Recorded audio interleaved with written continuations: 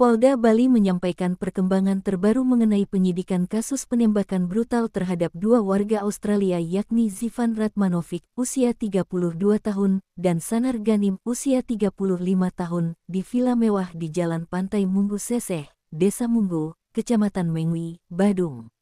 3 tersangka dalam insiden yang menewaskan Zivan Ratmanovic dan melukai Ganim tersebut juga sama-sama Australia yakni Darcy Francisco Jenson, usia 37 tahun, Koskun Mevlut, usia 23 tahun, dan Tupou Pasai Midolmore, usia 37 tahun. Polisi menyebut para tersangka sempat melarikan diri hingga luar negeri, namun akhirnya berhasil diringkus lewat kerjasama lintas negara. Kapolda Bali Irjen Daniel Aditya Jaya, pada hari Rabu tanggal 18 Juni tahun 2025 menjelaskan ketiga tersangka yang ditangkap kini dalam proses pemeriksaan intensif. Mereka tiba di Bali secara bertahap. Tersangka Darcy Francisco Jenson tiba sekitar pukul 19, tersangka Koskun Mevlut pukul 21, dan tersangka Tupou Pasai Midolmore tiba sekitar pukul 24. Ketiganya disebut-sebut sebagai eksekutor dan pelaksana rencana penembakan yang menewaskan Zivan Ratmanovic. Sedangkan Sanar Ganim mengalami luka tembak serius sehingga menjalani perawatan intensif di rumah sakit. Kasus penembakan brutal itu terjadi pada hari Sabtu tanggal 14 Juni tahun 2025 di Villa Casa Santisha di Jalan Pantai Munggu Seseh, Desa Munggu, Kecamatan Mengwi, Badung. Kejadiannya sempat mengejutkan warga sekitar dan memicu kekhawatiran akan meningkatnya kriminalitas yang melibatkan jaringan internasional di Pulau Dewata.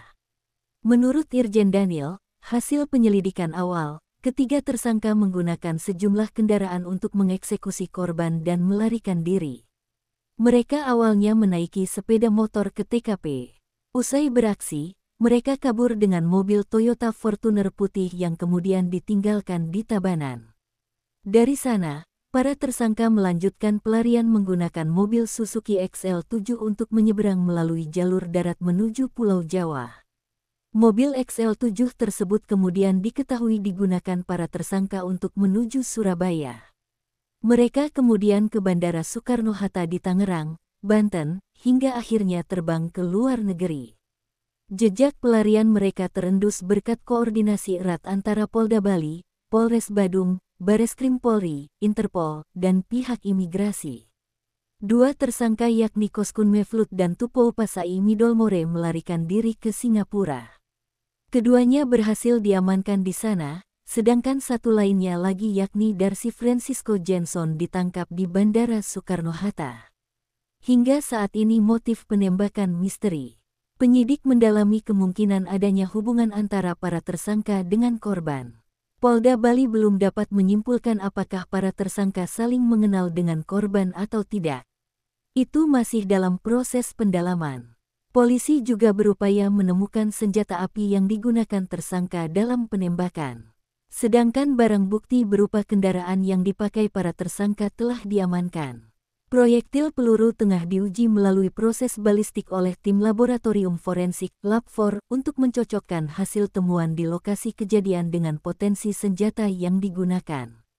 Akibat perbuatannya, ketiga tersangka dijerat dengan sejumlah pasal berat. Mereka dikenai pasal 340 tentang pembunuhan berencana, pasal 338 tentang pembunuhan, pasal 351 ayat 3 KUHP, serta Undang-Undang Darurat terkait kepemilikan senjata api ilegal. Kapolda Bali menambahkan bahwa pasal 340 KUHP mengancam tersangka kasus pembunuhan berencana dengan hukuman maksimal pidana mati atau penjara seumur hidup. Wiatnyana melaporkan untuk Denpos Channel.